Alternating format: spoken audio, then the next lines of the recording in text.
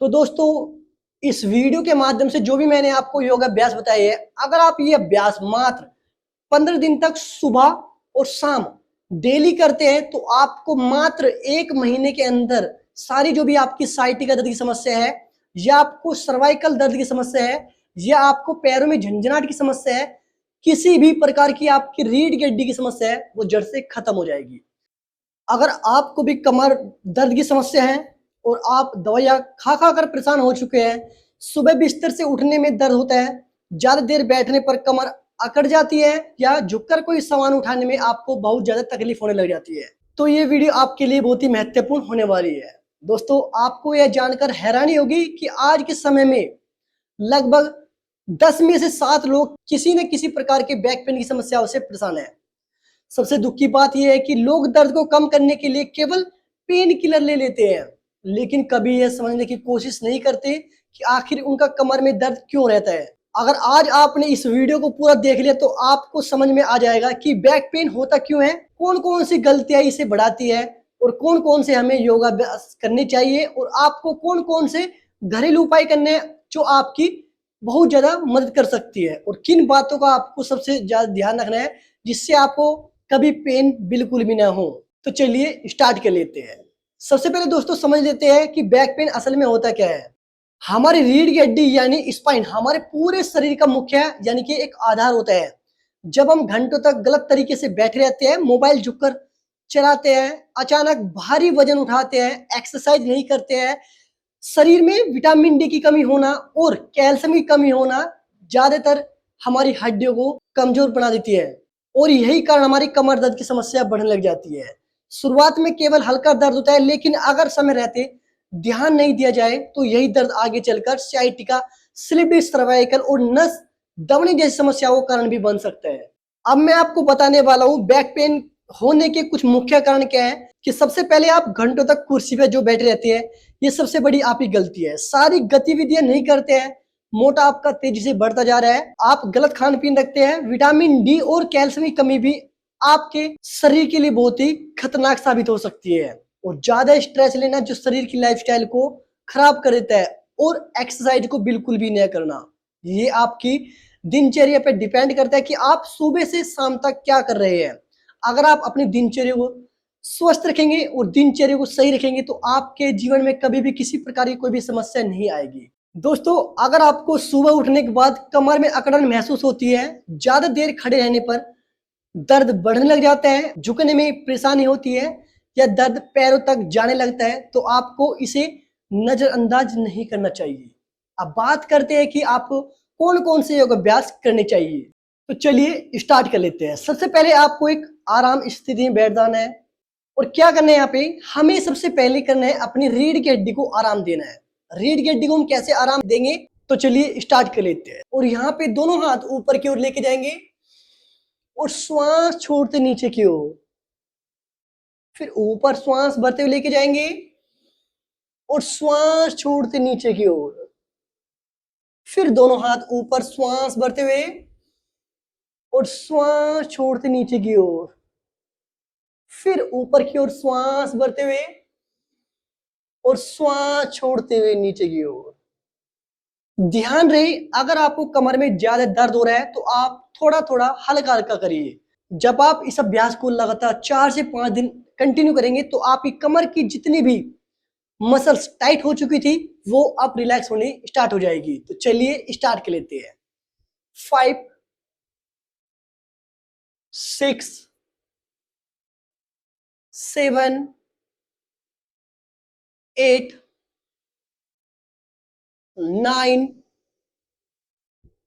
And 10। यहां पे आपको पहली बार में आपको होल्ड करना है 5, 4, 3, 2 एंड 1। धीरे से वापस आ जाएंगे, और यही अभ्यास आपको फिर दूसरी साइड भी करके होल्ड करना है। इससे क्या होगा कि आप जब होल्ड करेंगे तो आपको एक साइड में स्ट्रेच फील होगा, जिससे कि आपकी जकड़ी हुई मांसपेशियां ढीली होना स्टार्ट हो जाएगी। तो चलिए होल्ड कीजिएगा। 5, 4, 3, 2 एंड 1। धीरे से वापस आ जाएंगे। बहुत अच्छे, थोड़ा सा रिलैक्स कीजिएगा। इसके बाद दूसरा अभ्यास करते हैं। ओके, दोनों हाथ ऊपर क्यों लेके जाएंगे और यहाँ पे आपको अपनी कमर को पीछे की ओर ट्विस्ट कराना है। जैसे हम कपड़े को निचोड़ते हैं, ठीक उसी प्रकार से हमें भी अपनी स्पाइन को धीरे धीरे मरोड़ना है, यानी कि उसकी जकड़न को दूर करना है। तो चलिए स्टार्ट कर लेते हैं। आपको ध्यान रखना है, जब आप पीछे जाएंगे तो आपका श्वास बाहर की ओर रहेगा, जिससे कि आपके शरीर का तनाव बिल्कुल बाहर रहेगा और आप अपने शरीर को अच्छे से स्ट्रेच कर सकते हैं। 1, ये अभ्यास भी आपको 10 काउंट तक करना है। 2, 3, 4, 5, 6, 7, 8, 9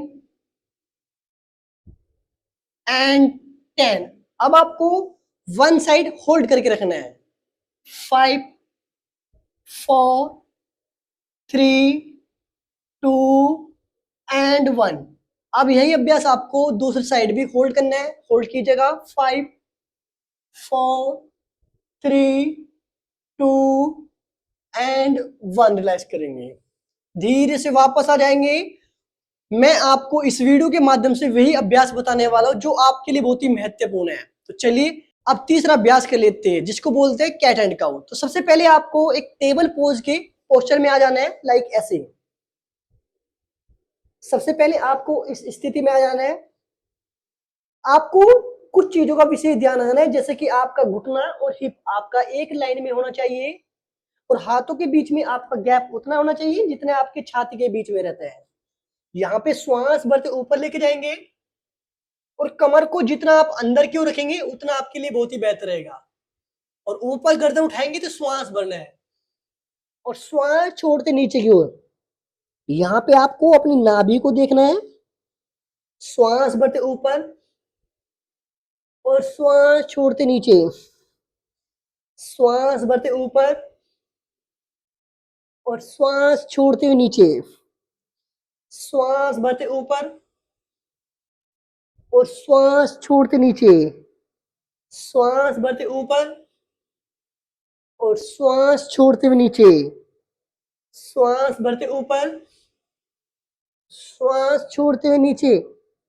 श्वास भरते ऊपर और श्वास छोड़ते हुए नीचे।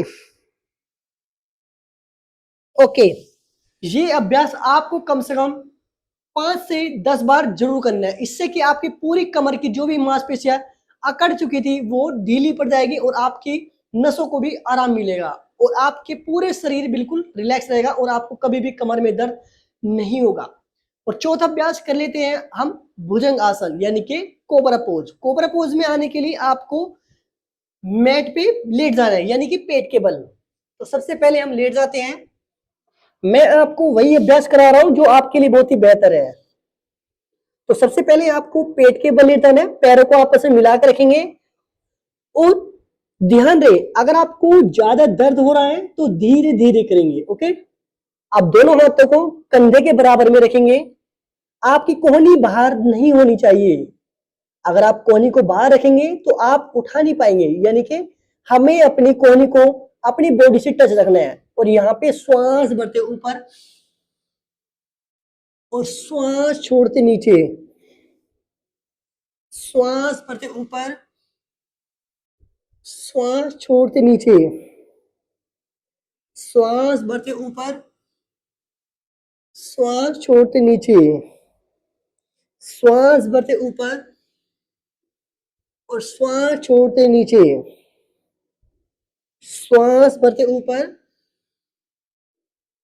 और श्वास छोड़ते नीचे। ये अभ्यास भी आपको कम से कम 10 से 15 बार जरूर करना है, जिससे कि आपकी लोअर बैक की मांसपेशियां बिल्कुल ढीली पड़ जाएगी और नसों का जो भी अकड़न है वो सभी रिलैक्स हो जाएगा। अब इसके बाद हमें रिलैक्स कर लेना है। सबसे पहले रिलैक्स करेंगे। 5वां अभ्यास चलेंगे। 5वें अभ्यास में हमें करना क्या है, यहाँ पे हमें अपने नीज को बाहर क्यों निकाल के रखना है बॉडी से और फिर सेम यहीं पे हमें भुजंगासन में आना है। दोनों पाम को अपने कंधों के बराबर में रखेंगे, श्वास भरते ऊपर, श्वास छोड़ते नीचे, श्वास भरते ऊपर, श्वास छोड़ते नीचे।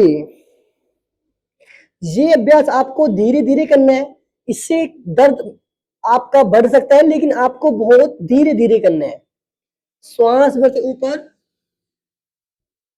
और श्वास छोड़ते नीचे, श्वास भरते ऊपर और श्वास छोड़ते नीचे। ये अभ्यास दोनों साइड से 5-5 बार करना है। आप दूसरे पैर से भी कर लेते हैं। लेग चेंज कराएंगे, श्वास भरते ऊपर और श्वास छोड़ते हुए नीचे,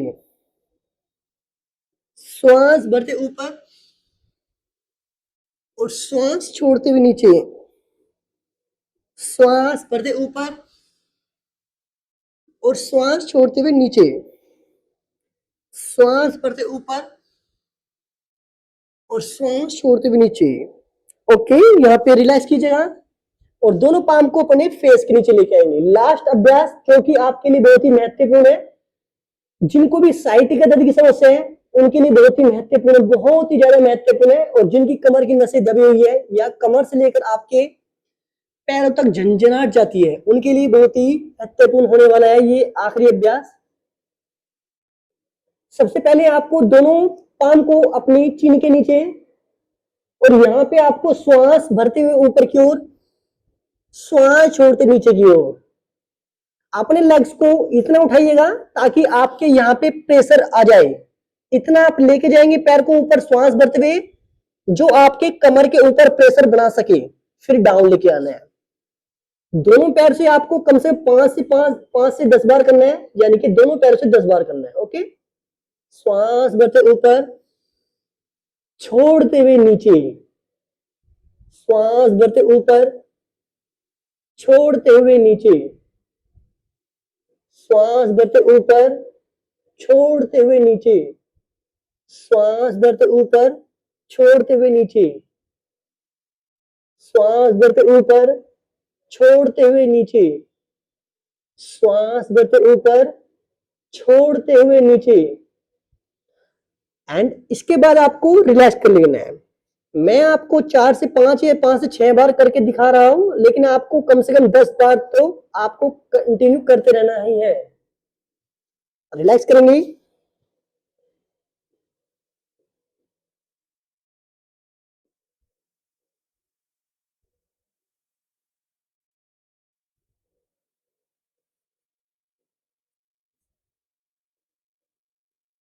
ओके। इसके बाद आपको धीरे से बॉडी को टर्न करा के बैठ जाना है। तो दोस्तों, इस वीडियो के माध्यम से जो भी मैंने आपको योगा अभ्यास बताए है, अगर आप ये अभ्यास मात्र 15 दिन तक सुबह और शाम डेली करते हैं तो आपको मात्र 1 महीने के अंदर सारी जो भी आपकी साइटिका दर्द की समस्या है, या आपको सर्वाइकल दर्द की समस्या है, या आपको पैरों में झंझनाहट की समस्या है, किसी भी प्रकार की आपकी रीढ़ की हड्डी की समस्या है, वो जड़ से खत्म हो जाएगी।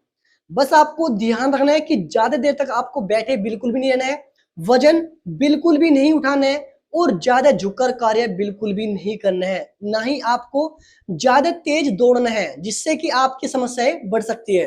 तो आपको जो भी जानकारी मैंने आपको इस वीडियो के माध्यम से दी है, अगर आप इस जानकारी को मात्र 1 महीने तक फॉलो करते हैं तो आपकी समस्याएं जड़ से खत्म हो सकती है। मिलते एक नई वीडियो में, तब तक के लिए स्वस्थ रहिए, मस्त रहिए। हरिओम, राधे राधे, जय श्री राम सभी को।